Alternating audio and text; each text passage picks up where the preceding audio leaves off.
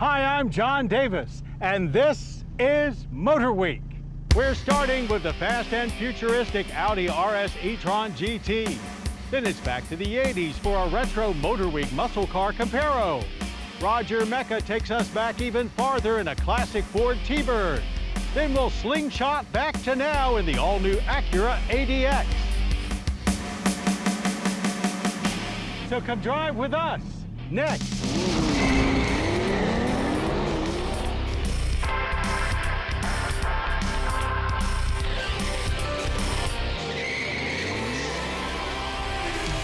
MotorWeek, 45 years steering you in the right direction. MotorWeek is proudly sponsored by Auto Value and Bumper to Bumper, a nationwide network of stores and shops providing major brand auto and truck parts and service from coast to coast and in your local community. Service is the difference. We get it. Learn more at autovalue.com and bumpertobumper.com. We're Tire Rack. We test tires and share our results. We stock over 1 million tires. We offer multiple installation options. We do this because we believe tires matter. TireRack.com. The Audi RS e-tron GT arrived 3 years ago, bringing Porsche levels of EV excitement to the Audi faithful. It now adds updates for 2025 with both new style and new tech, along with the addition of performance to its name. We're guessing it's going to have no problem backing that up.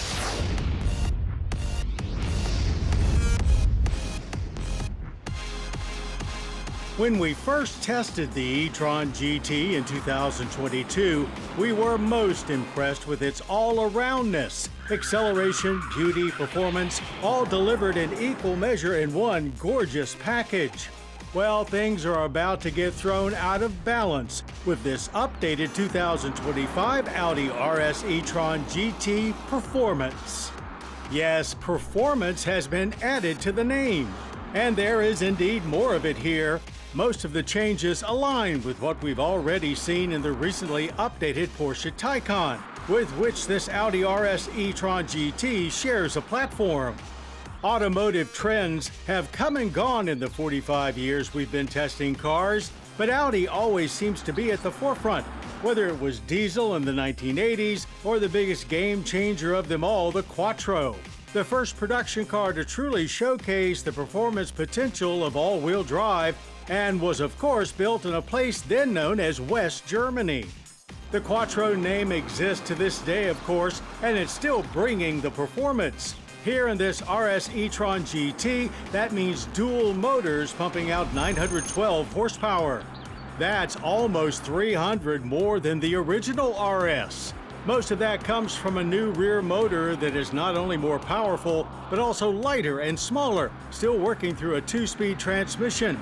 That may not sound that high these days, but the way this e-tron delivered that power at our Mason-Dixon test track was truly mind-bending. It literally messed with our equilibrium and vision launching this hard, taking a couple of runs for us to adjust to all that torque being released instantaneously. But the car didn't seem to have any problem at all, getting to 60 in just 2.1 seconds. Power delivery never relents, with no consideration to how the G-forces are affecting your body as the car solidly streaked to the end of the quarter mile in just 9.9 seconds at 138 miles per hour. Our handling course was child's play for the e-tron. Great balance, plentiful grip, no body roll. Steering felt light initially but firmed up nicely as we worked our way through the cones. The adaptive air suspension gets a new 2-valve setup that allows for quicker response to body motions, more adjustability, and improved ride control. Plus active dampers that can raise or lower ride height. The carbon ceramic brake discs that come with the Dynamic Plus package are essentially Porsche spec, responding immediately and consistently stopping us from 60 in just 95 feet. There are some minor exterior tweaks with this mid-cycle refresh, mostly to benefit aerodynamics with new front and rear fascias and new wheel designs. An optional forged carbon package adds 21-inch wheels with summer tires and lots of carbon fiber both outside and inside. Not much changes in the cabin either. Still a perfect balance of techie, sporty, and luxury. The biggest update in here being a new steering wheel with a slightly different shape and more controls on it. Front seats feel more purposeful than roomy, but great comfort. Not quite as much room as you'd expect in the back seats for such a big car, but 9.2 cubic feet of storage in the trunk and almost 2 cubic feet up front is more than the typical performance car. A bigger 105 kilowatt-hour battery means more range for the e-tron GT, now as many as 300 miles, but this RS performance is rated for just 278, though we were on pace for over 290 in our driving loop. That battery charges faster too, getting to 80% in just 18 minutes with 320 kilowatt DC fast charging. Using 40 kilowatt-hour of electricity per 100 miles, the GT Performance gets a good efficiency rating. Pricing starts at $168,295. A lot of money, but still a bargain compared to a similar Taycan Turbo. And there's a base S e-tron GT, which starts at just $126,795. For 2025, Audi has indeed upset the balance of the RS e-tron GT by turning it into an insanely fast performance heavyweight that packs a punch like never before. It's still an exceptional grand touring car, but now with an amazing amount of super performance lurking under the surface, always tempting you to tap in for more.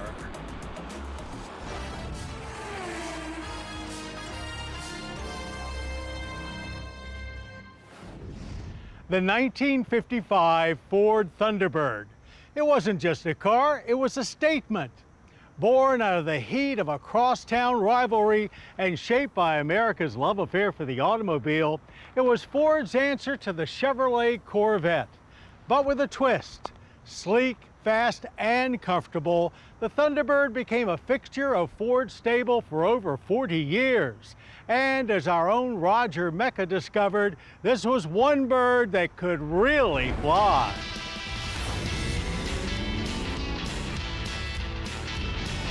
The 1953 launch of the Chevrolet Corvette sent waves through the auto industry. And though it had a rocky start with disappointing sales, it was America's first serious attempt at a true sports car and set a new benchmark.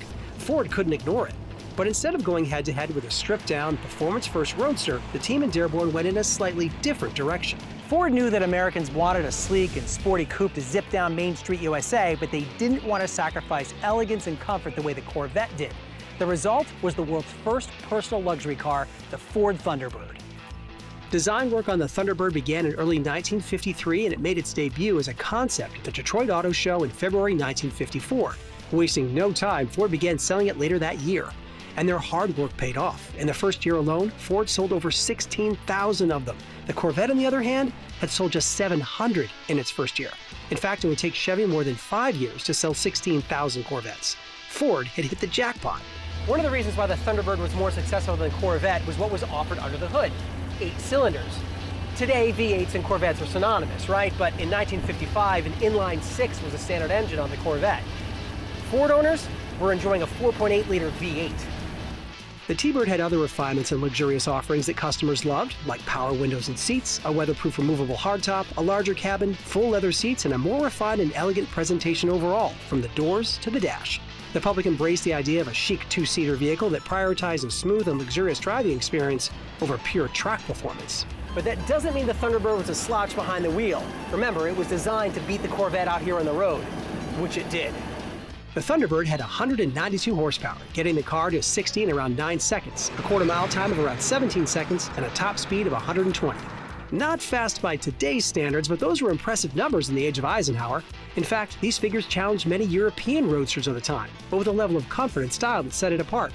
And the Thunderbird was relatively light, weighing just over 3,000 pounds. That means the car is much more nimble than it was presented, and while it won't set any lap records, this refined cruiser also doesn't mind the twisty stuff.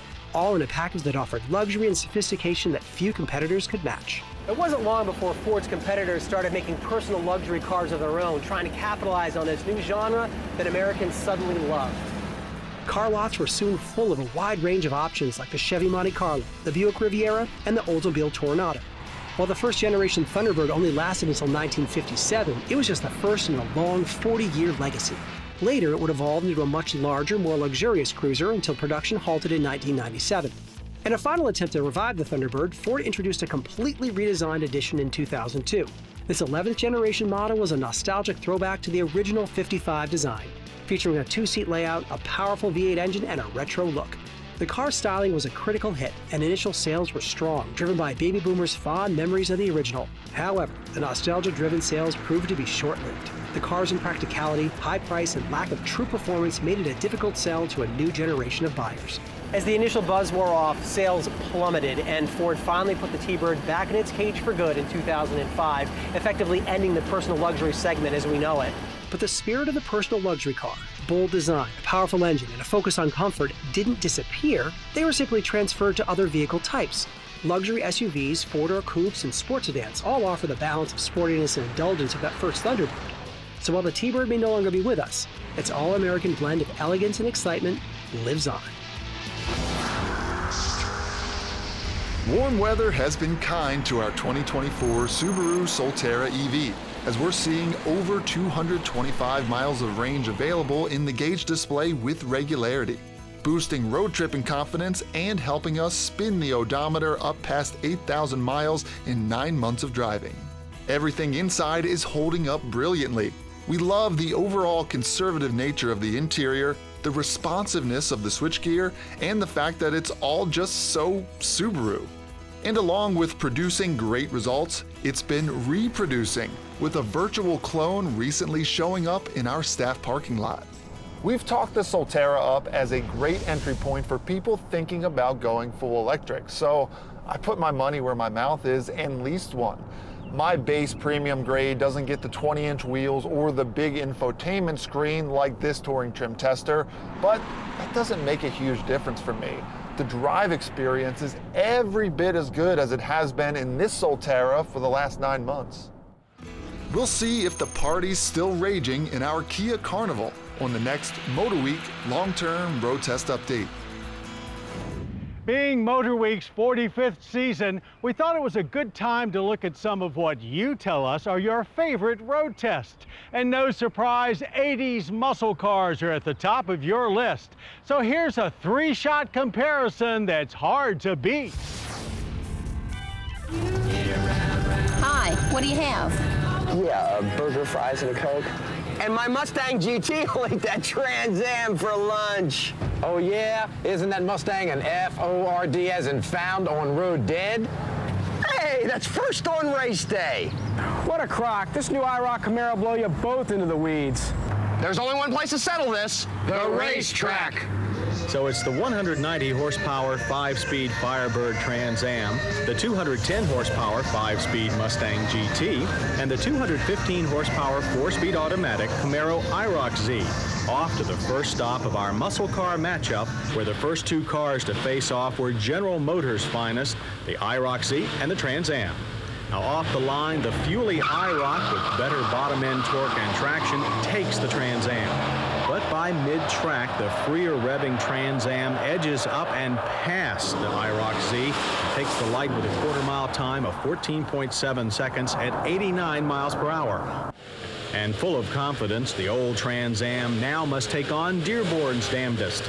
Down go the lights, and look out, because the lightweight Mustang GT with excellent Eagle Gator back traction beats the Tin Indian at its own game.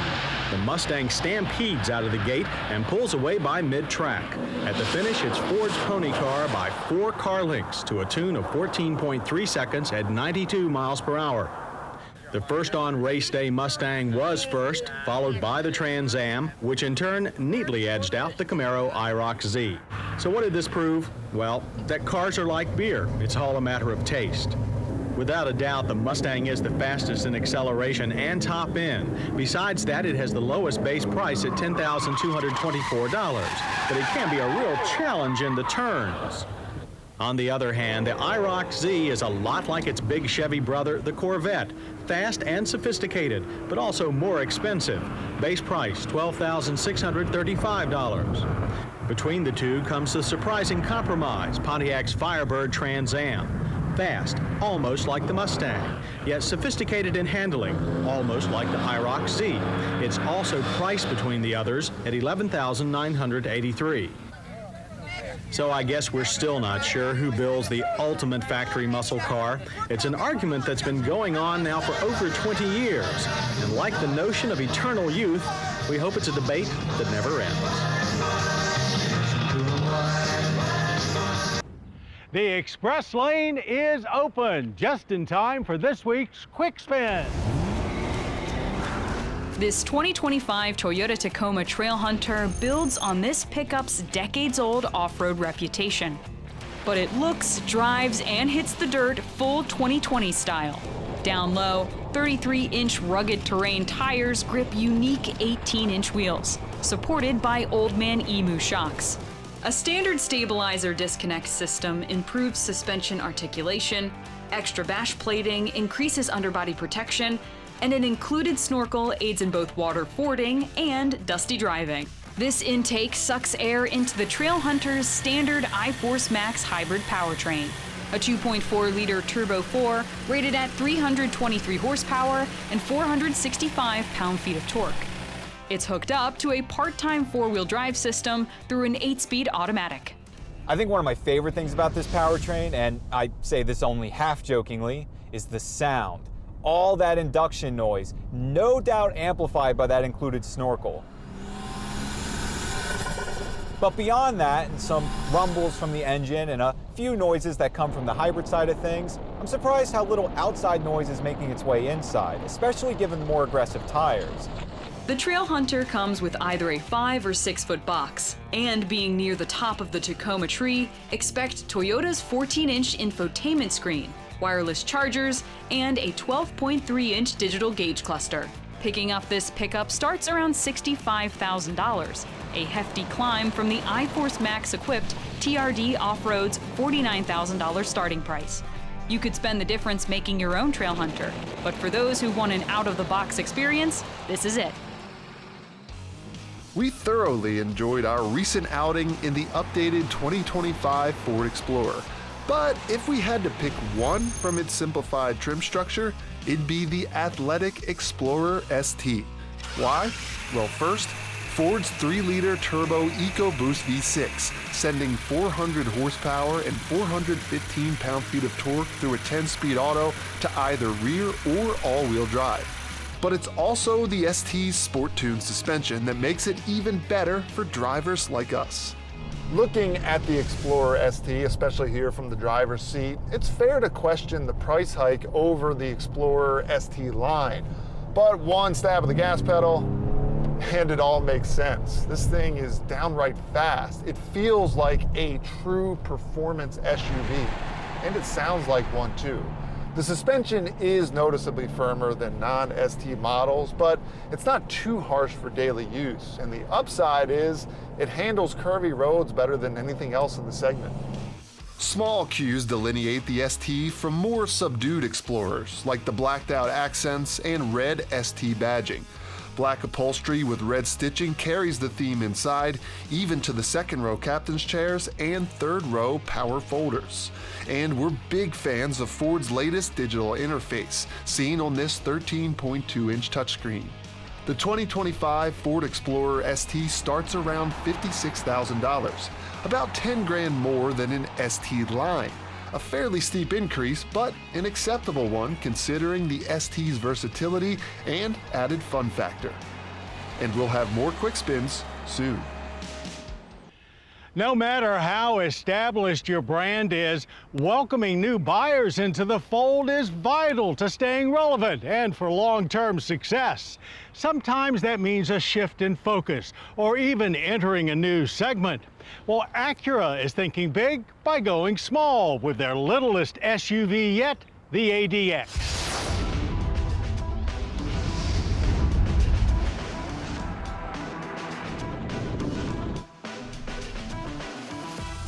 These days, you're not serious about attracting entry-level buyers if you don't have at least one subcompact size SUV in your lineup. So consider this 2025 ADX Acura's intention to be a full member of the club. Thankfully, it doesn't strike us as a direct reinvention of Honda's HR-V or even a utility version of the Integra, having more of a spacious CR-V feel to it, along with that great Civic vibe. So, parts bin or not, interior materials are a clear step up from Honda, and Acura has also restrained themselves from going tech overload with a refreshingly simple and easy-to-use control layout, along with a familiar Google-based 9-inch touchscreen display up top. Acura was also able to include a nice traditional shifter in the center console while still allowing for open access to a wireless phone charging pad. This 10.2-inch precision cockpit gauge display for driver info is standard. This 15-speaker premium sound system an upgrade over the base 8-speaker setup.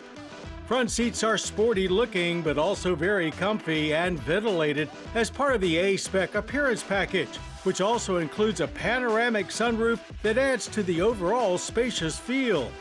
There's a good amount of space for rear seat passengers who get their own pair of USB-C charging ports.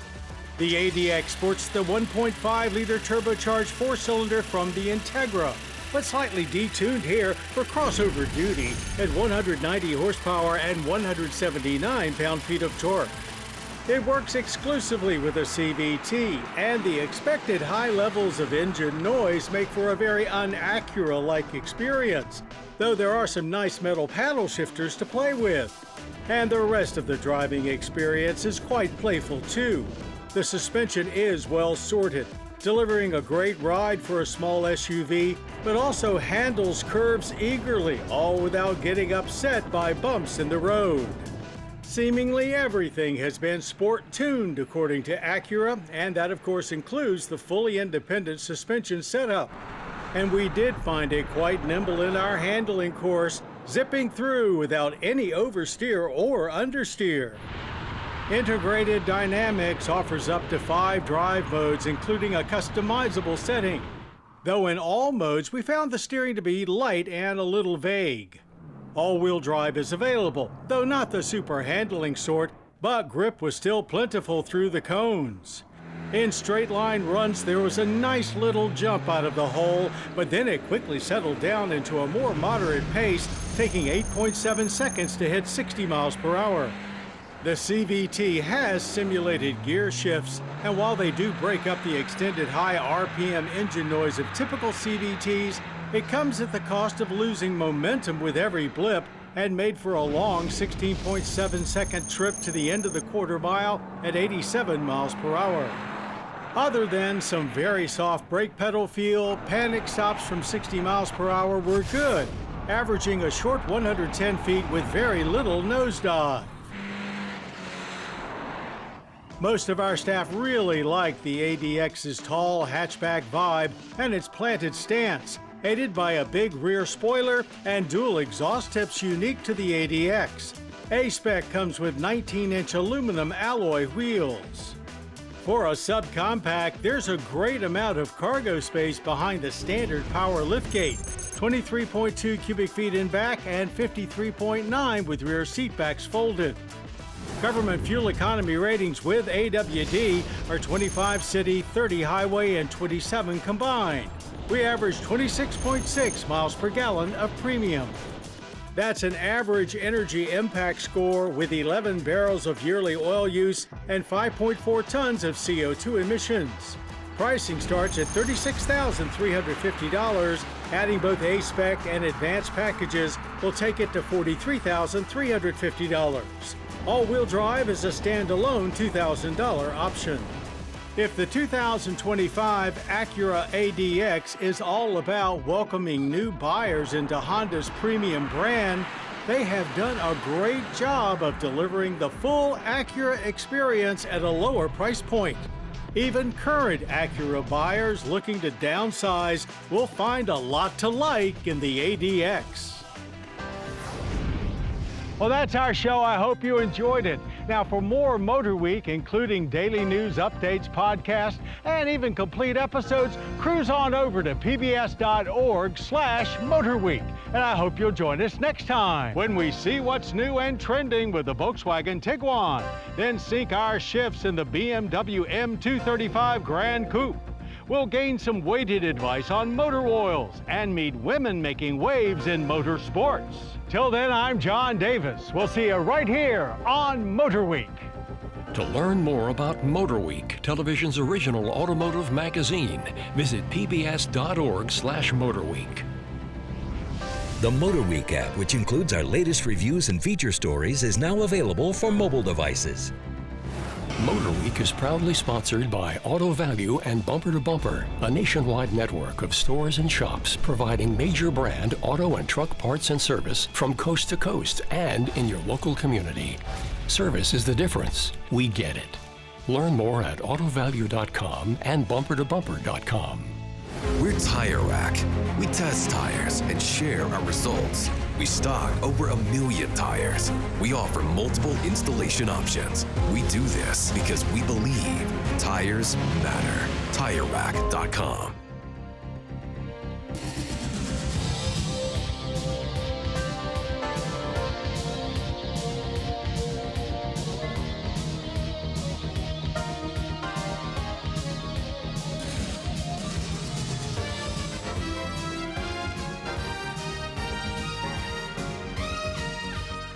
This program was produced by Maryland Public Television, which is solely responsible for its content.